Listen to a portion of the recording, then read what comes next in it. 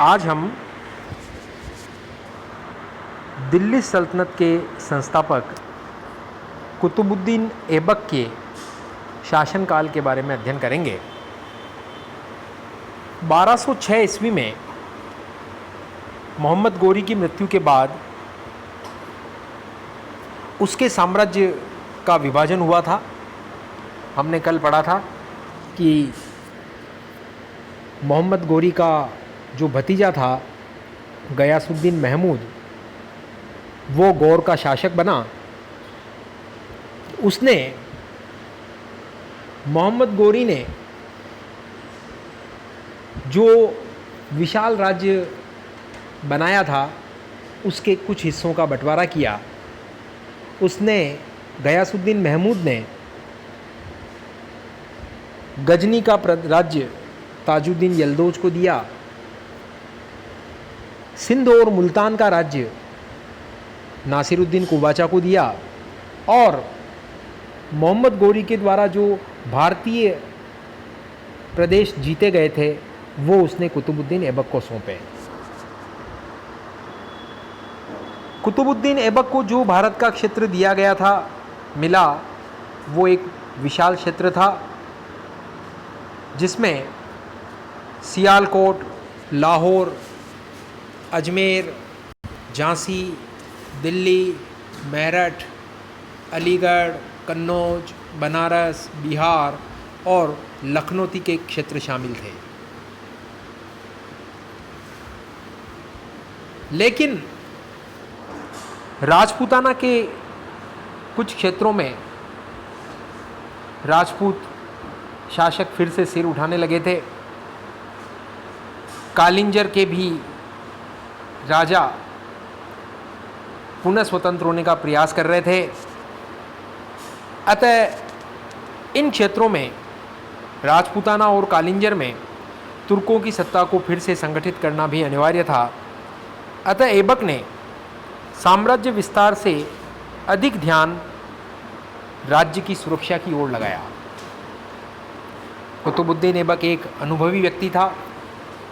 जैसा हमने कल पढ़ा कि उसने 1206 ईस्वी से लेकर 1210 ईस्वी तक उसने शासन किया।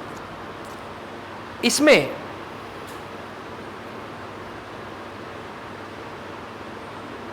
लाहौर को उसने अपनी राजधानी बनाया। हमने कल पढ़ा था कि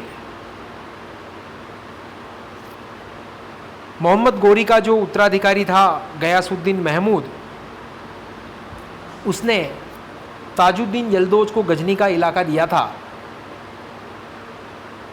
अतः यल्दौज अपने आप को काफ़ी शक्तिशाली समझता था और मोहम्मद गोरी का वास्तविक उत्तराधिकारी भी मानता था। यल्दौज बड़ा महत्वपूर्ण शासक था। गजनी का राज्य उसे दिया गया था। इसलिए उसने कुतुबुद्दीन ऐबक के राज्य पर भी आक्रमण किया। कुतुबुद्दीन ऐबक को भारतीय राज्य सौंपा गया था। यल्दौज ने कुतुबुद्दीन ऐबक के पंजाब वाले प्रदेश पर आक्रमण किया और पंजाब पर चढ़ाई की, लेकिन ऐबक ने उसे पराजित कर दिया। और पराजित करने के बाद कुतुबुद्दीन ऐबक ने उसका पीछा किया और ताजुद्दीन यल्दौज को खदेड़ता हुआ कुतुबुद्दीन ऐबक गजनी तक पहुंच गया और गजनी पर भी अधिकार कर लिया। ये घटना 1208 ईस्वी की हुई। गजनी पर जब कुतुबुद्दीन ऐबक का अधिकार हो गया, तब कुतुबुद्दीन ऐबक ने इस अवसर पर गौर के शासक गयासुद्दीन महमूद से अपनी दास्ता का मुक्ति पत्र भी प्राप्त किया, जिसके कारण 1208 ईस्वी में ही कुतुबुद्दीन ऐबक एक स्वतंत्र व्यक्ति बन सका। कुछ इतिहासकारों का यह कहना है कि गयासुद्दीन महमूद ने उसे दिल्ली पर शासन करने का अधिकार पत्र भी दिया। और गजनी में फिर कुतुबुद्दीन ऐबक अधिक समय तक रुका नहीं, क्योंकि वहाँ की प्रजा अपने पुराने शासक ताजुद्दीन यल्दौज की समर्थक थी और जल्द ही प्रजा के सहयोग से ताजुद्दीन यल्दौज ने फिर से गजनी नगर पर कब्ज़ा कर लिया और कुतुबुद्दीन ऐबक भी फिर वहाँ से लौट आया और फिर उसने भारत लौटते हुए लाहौर में उसने निवास किया ताकि सीमांत क्षेत्र पर निगरानी रखी जा सके और लाहौर से ही फिर उसने शासन किया। तो ये सारी जो घटना है ये 1208 ईस्वी की है। तो कहने का मतलब जब कुतुबुद्दीन ऐबक गद्दी पर बैठा था 1206 ईस्वी में, उस वक्त वो एक दास था, लेकिन 1208 में मोहम्मद गोरी के उत्तराधिकारी उसके भतीजे गयासुद्दीन महमूद ने कुतुबुद्दीन ऐबक को दासता से मुक्ति का प्रमाण पत्र दिया, साथ ही साथ दिल्ली पर शासन करने का अधिकार पत्र भी दिया। तो ये एक इम्पोर्टेंट घटना है जो कुतुबुद्दीन ऐबक के जीवन शासनकाल के आरंभ में हुई थी। अब हम बात करें कुतुबुद्दीन ऐबक के शासन की, तो कुतुबुद्दीन ऐबक एक अनुभवी व्यक्ति था। उसने उत्तरी भारत में मोहम्मद गोरी के प्रतिनिधि के तौर पर काफ़ी लंबे समय तक निवास किया था। 1192 ईस्वी से लेकर के 1206 ईस्वी तक वो भारत में मोहम्मद गोरी के प्रतिनिधि के तौर पर काम करता रहा। इस काल में उसने उल्लेखनीय सैनिक उपलब्धियां प्राप्त की। क्या किया उसने?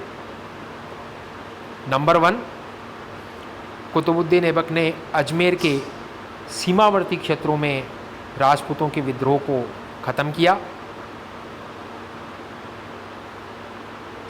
उत्तरी भारत में कुतुबुद्दीन ऐबक की सुदृढ़ शक्ति को देखते हुए ही उसके जो अन्य प्रतिद्वंदी थे यल्दौज और कुबाचा, उन्होंने भी उसका एकाधिकार मान लिया था इन प्रदेशों पर।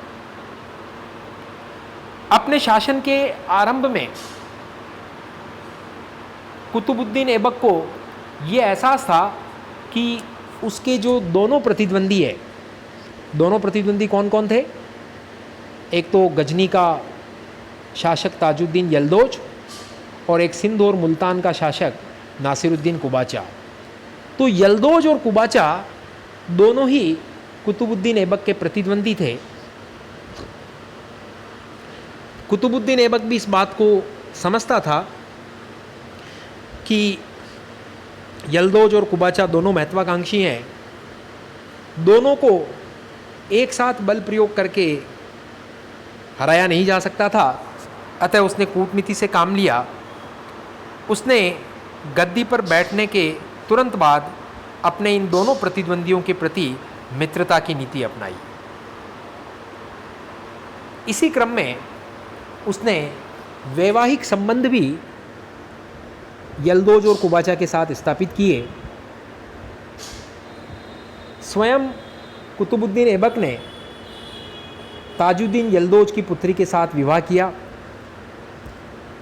इसके बाद में कुतुबुद्दीन ऐबक ने अपनी बहन का विवाह नासिरुद्दीन कुबाचा के साथ किया और अपनी पुत्री का विवाह अपने एक योग्य सरदार इल्तुतमिश के साथ किया। तो हम देख सकते हैं कि आरंभ में, अपने शासनकाल के आरंभ में कुतुबुद्दीन ऐबक ने यल्दौज और कुबाचा के प्रति मित्रता की नीति अपनाई और उनके साथ वैवाहिक संबंध भी स्थापित किए। परंतु यह स्थिति अधिक दिनों तक बनी नहीं रही और जल्द ही कुतुबुद्दीन ऐबक को समस्याओं का सामना करना पड़ा। ऐबक के सामने सबसे बड़ी समस्या ताजुद्दीन यल्दौज द्वारा दिल्ली सल्तनत पर संप्रभुता के दावे के कारण उत्पन्न हुई। ये ध्यान दीजिए, मैं आपको पहले बता चुका हूँ कि 1208 में जब यल्दौज ने आक्रमण किया था ऐबक के पंजाब वाले इलाके पर, तो ऐबक ने न केवल उसे खदेड़ा बल्कि यल्दौज की राजधानी गजनी पर भी कब्जा कर लिया था। अभी हम 1208 की उस घटना से पहले का पढ़ रहे हैं। तो ऐबक के सामने सबसे बड़ी समस्या यल्दौज के द्वारा दिल्ली सल्तनत पर संप्रभुता के दावे के कारण उत्पन्न हुई। जैसा आपको ध्यान है कि मोहम्मद गोरी का उत्तराधिकारी जो था उसका भतीजा गयासुद्दीन महमूद, उसने गजनी का राज्य यल्दौज के हवाले कर दिया था। अतः यल्दौज अपने आप को मोहम्मद गोरी का वास्तविक उत्तराधिकारी मानता था और इसी कारण वो पंजाब पर भी अपना दावा करता था।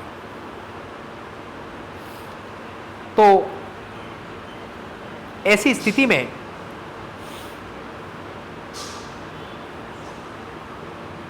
पंजाब पर अधिकार करने के उद्देश्य से उसने, मैंने पूर्व में आपको बताया, 1208 में उसने आक्रमण कर दिया। लेकिन ऐबक ने उसे परास्त किया और हराने के बाद ताजुद्दीन यल्दौज की राजधानी गजनी पर भी कब्जा कर लिया 1208 में। और इसी अवसर पर गयासुद्दीन महमूद ने कुतुबुद्दीन ऐबक को दास्ता से मुक्ति का प्रमाण पत्र भी दिया और साथ ही साथ दिल्ली पर शासन का अधिकार पत्र भी सौंपा। वहाँ से विजयी होने के बाद कुछ समय बाद कुतुबुद्दीन को वापस गजनी से भारत लौटना पड़ा, क्योंकि गजनी की जो प्रजा थी वो यल्दौज समर्थक थी। अतः कुतुबुद्दीन ऐबक वापस भारत आ गया और वापसी में फिर वो लाहौर ही रुक गया और लाहौर को ही अपनी राजधानी बनाकर उसने अपने शासन के शेष वर्ष व्यतीत किए, क्योंकि लाहौर में निवास करके वो सीमांत क्षेत्र पर आसानी से निगरानी रख सकता था। तो ये तो इल्तुतमिश की, कुतुबुद्दीन ऐबक की प्रारंभिक समस्या थी, जिसमें यल्दौज ने उसके राज्य पर आक्रमण किया था। ऐबक की दूसरी समस्या पूर्वी सीमांत की थी, बंगाल के अंदर।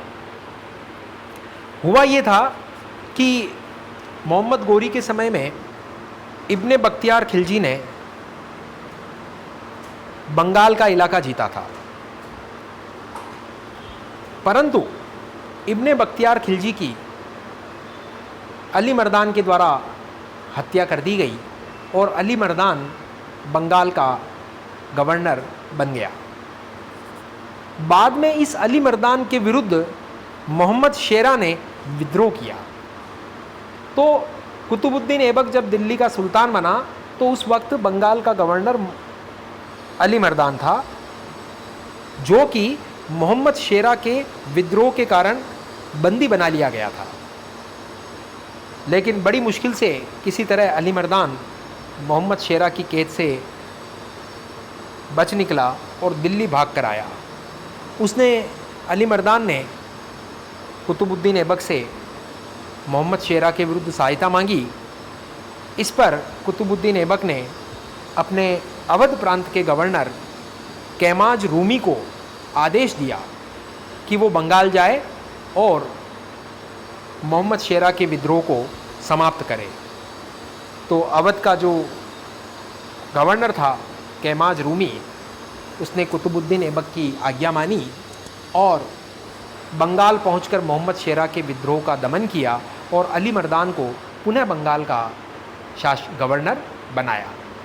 तो इस प्रकार अली मर्दान कुतुबुद्दीन ऐबक के प्रति काफ़ी स्वामी भक्त हो गया और बंगाल पर कुतुबुद्दीन ऐबक का प्रभुत्व बना रहा। तो ये कुतुबुद्दीन ऐबक के शासन की दूसरी चुनौती थी। फिर कुतुबुद्दीन ऐबक को एक और चुनौती का सामना करना पड़ा, तीसरी चुनौती। वो चुनौती थी राजपूतों के विद्रोह की समस्या। राजपूतों के राज्यों को मोहम्मद गोरी ने, जैसा आपको ध्यान है कि अजमेर के शासक, अजमेर और दिल्ली के शासक पृथ्वीराज चौहान को मोहम्मद गोरी तराइन के दूसरे युद्ध में परास्त कर चुका था। लेकिन राजपूताना के जो कुछ राजपूत शासक थे वो मोहम्मद गोरी की मृत्यु के बाद कुतुबुद्दीन ऐबक के समय विद्रोह कर रहे थे। इस समस्या के निवारण के लिए वो कोई निर्णायक कार्रवाई नहीं कर सका कुतुबुद्दीन ऐबक, क्योंकि 1210 ईस्वी में लाहौर में पोलो खेलते वक्त घोड़े से गिर जाने के कारण उसका देहांत हो गया अनायास। तो इस प्रकार राजपूतों के विद्रोह की समस्या का समाधान वो नहीं कर सका।